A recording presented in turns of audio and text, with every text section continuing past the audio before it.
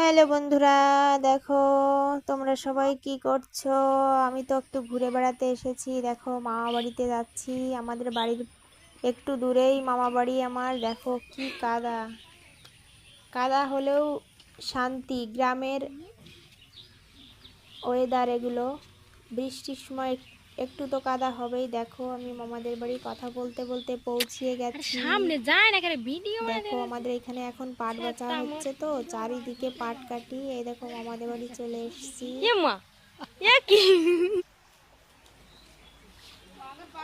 এদিকে দেখো আমার দিদা পিছন থেকে এসেছে, আর ওই যে আমার ওইটা হচ্ছে মামি।